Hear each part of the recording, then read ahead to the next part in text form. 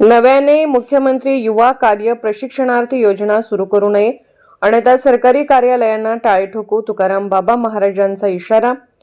राज्य सरकारची मुख्यमंत्री युवा कार्य शिक्षण प्रशिक्षणार्थी योजना ही राज्यात बेरोजगार निर्माण करणारी फॅक्टरी असल्याचा आरोप करत राज्य सरकारकडून पुन्हा नव्याने प्रशिक्षणार्थी योजना सुरू करण्याची घोषणा करण्यात आली आहे।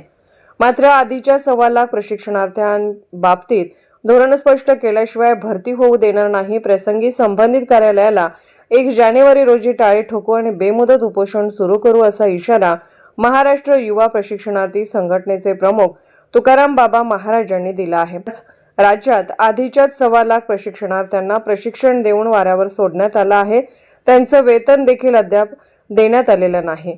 यातील अनेक प्रशिक्षणावर त्यांची वयोमर्यादा देखील उलटली आहे। त्यामुळे राज्य सरकारने प्रशिक्षणार्थ्यांची फसवणूक न करता नव्याने प्रशिक्षणार्थी योजना सुरू करण्याआधी आहेत त्या प्रशिक्षणार्थ्यांना नोकऱ्या द्याव्यात अशी मागणी तुकाराम बाबा महाराजांनी केली आहे। ते सांगलीमध्ये आयोजित पत्रकार परिषदेत बोलत होते।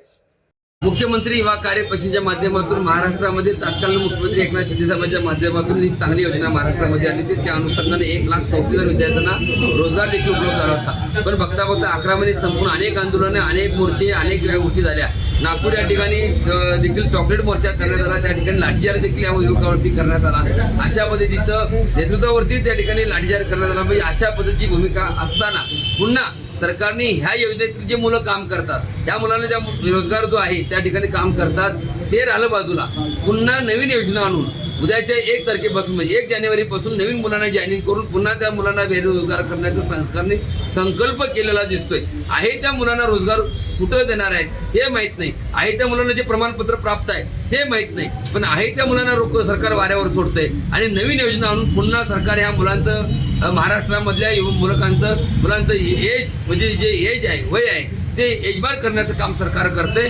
मला ह्या सगळं सांग राज्य सरकार एक फॅक्टरी काढतंय आणि मुख्यमंत्री युवा कार्य प्रशिक्षण गोंडस योजना सरकार पुन्हा काढून महाराष्ट्रातल्या युवकांना पुन्हा बेरोजगार प्रत्येक जिल्ह्यामध्ये अशा पद्धतीची जी योजना आहे पशु योजना आणून पुन्हा त्या मुलांना रस्त्यावर उतरण्या म्हणजे रस्त्यावर आणण्याचं काम सरकार करते। त्या मुलांचं वय एजबार करून त्या मुलं बाद झाले पाहिजेत आणि घरात बसायच्या फॅक्टरीमध्ये बसले पाहिजेत, ही भूमिका सरकारची दिसते। एकीकडं तत्कालीन मुख्यमंत्री सांगतात की नोकऱ्या पुन्हा देऊ, पुन्हा मुदतवाढ करून देऊ, आम्हाला ती देणं गरजेचं आहे। आता कालच्या निवडणुकीमध्ये प्रत्येक ठिकाणी तत्कालीन मुख्यमंत्री शिंदे साहेबांनी चांगल्या पद्धतीने सांगितलं की ही योजना जर अडचणीत आहे, मी त्यांना 100% मार्ग काढतोय। मग मला आपल्याला विनंती करायची आहे की आपण जे शब्द दिलेला आहे तो शब्द पाळावा।